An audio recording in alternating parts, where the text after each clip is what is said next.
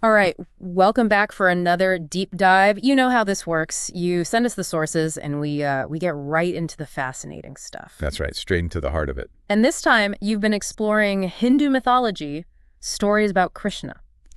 Yes, And you found a story that will definitely make you rethink what it means to be truly devoted. It's a story that really gets to the heart of divine relationships, especially when you're dealing with a god who's known for his charisma and charm. Exactly. That's Krishna for you. This story that we found comes from R.J. Kartik on YouTube. Oh, yeah, I've seen his videos. It focuses on the tension between Rukmini, one of his wives, and the Gopis. The cowherd women that he's always surrounded by, jealousy, divine love triangles. What more could you want in a story? Well, the Gopis' love for Krishna is really a core theme in Hindu mythology. It's a pure and unconditional love that, it transcends societal expectations. So their relationship with him is both celebrated and debated. A fascinating paradox. Definitely a paradox. So how does this story actually play out? Well, Krishna, being the playful teacher that he is, he decides to kind of illustrate this point about true devotion. So he pretends to have this really terrible headache. Oh, no. One that no physician can cure. Oh. The only remedy.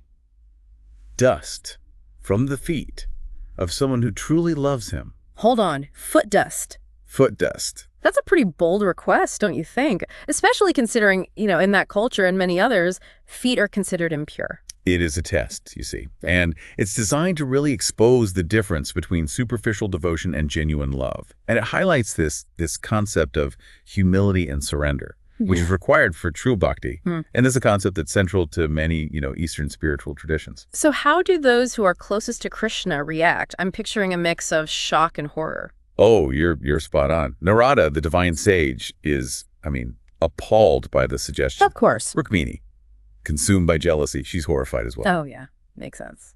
Even Satyabhama, another one of Krishna's wives, she recoils at the idea, fearing, of course, some sort of spiritual consequence. It's ironic, isn't it? All these figures, surrounded by divinity, yet they're still bound by earthly concerns and social norms. Absolutely. They're hesitant to offer this act of devotion that seems, lowly, even to a god they claim to love. Yeah. And I think their reactions really highlight this tension that exists between societal expectations and genuine spiritual expression, which is something I think a lot of us can relate to, wouldn't you say? Oh, absolutely. We've all felt that pressure, to conform, to follow the rules, even when our hearts might be pulling us in a completely different direction. Exactly. And that's where the Gopis come in.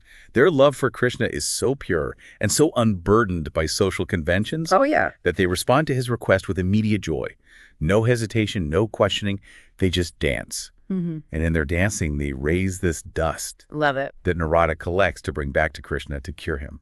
It's a beautiful image, the dust becoming a symbol of their unbridled devotion. But this story, I think, it feels like it goes deeper than just a simple love and healing tale. You're picking up on something really important there. Yeah. Because the dust itself, it's a really powerful symbol. It represents impermanence, humility, the ephemeral nature of existence. Yeah. By asking for this foot dust, I think Krishna is asking for something much more profound than just, a physical remedy. He's asking for us to recognize our own vulnerability, our willingness to surrender the ego and our attachment to appearances. Exactly. It's a challenge to move beyond the superficial. Right.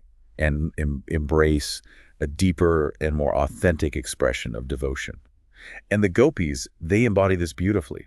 They don't get caught up in rituals or social status.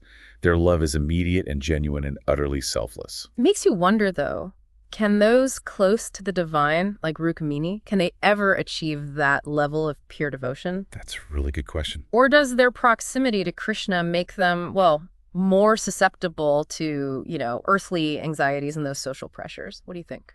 That is a fascinating question. Perhaps it's not so much about achieving a specific level of devotion, but more about recognizing the ways in which our own fears and attachments, might be holding us back.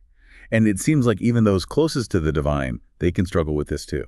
It's a good reminder that true devotion isn't about perfection or adhering to these rigid rules. It's about the willingness to offer ourselves fully, even the most humble and maybe even unconventional ways. Yes. And that, I truly believe, is the essence of what the Gopis offer.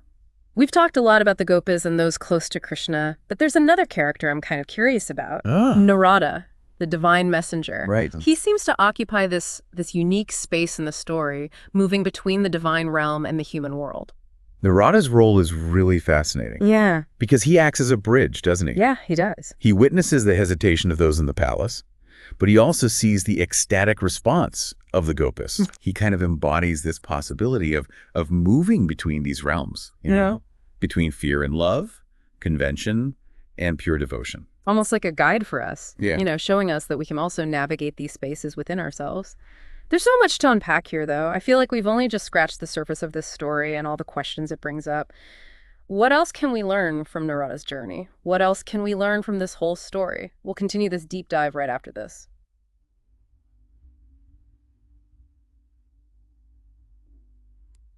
We're back, and I'm still thinking about Narada and his role in all of this. He goes from being totally horrified by the idea of foot dust to, willingly carrying it back to Krishna. Like, what shifts for him along the way? Well, I think Narada's transformation really highlights the power of witnessing true bhakti. At first he's just caught up in the conventional view of what's proper and what devotion should look like, but then he sees this pure and unadulterated love of the gopis, and something in him just shifts. He sees beyond just the outward act, the seeming impurity of the dust, and he recognizes the pure heart behind it.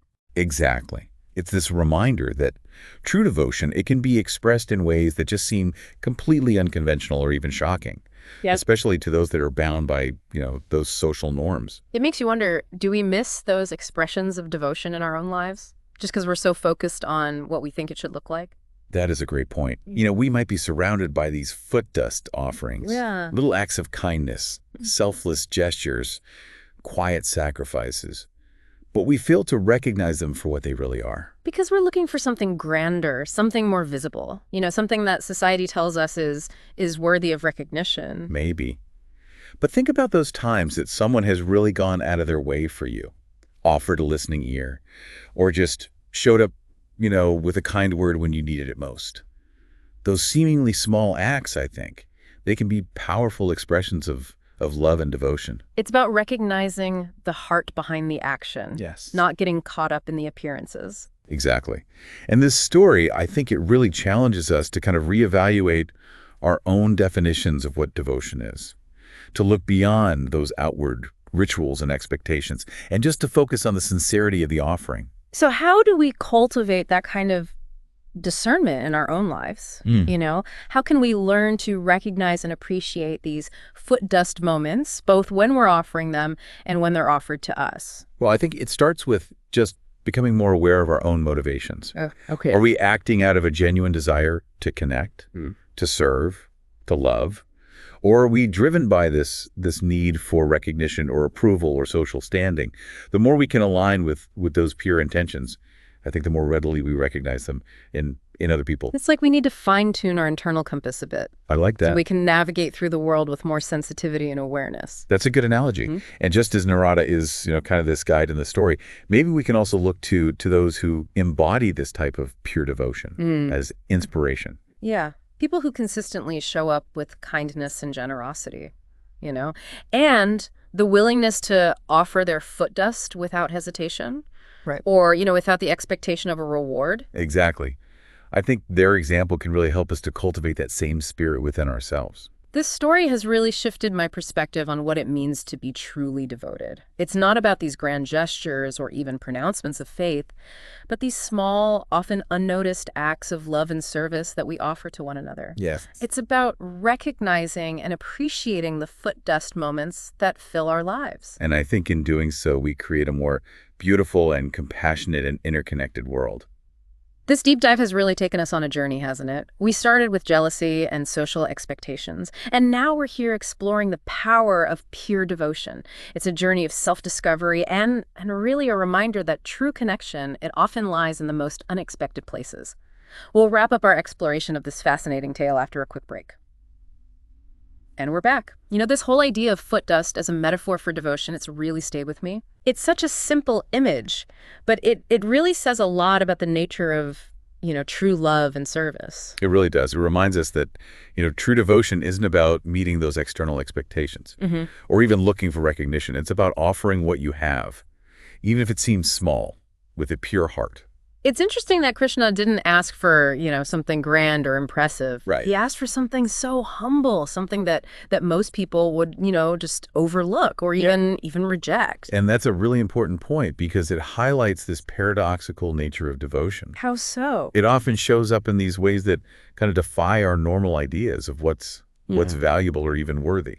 So it's not really about the size of the offering, it's more about the spirit behind it. Exactly. A small act of kindness that's offered with genuine love and compassion can be so much more powerful than, the most elaborate ritual or display of piety. This is really making me rethink, how I express devotion in my own life. It's so easy to get caught up in the day-to-day and miss those chances to offer our own foot dust to those around us. It is a practice, though, isn't it?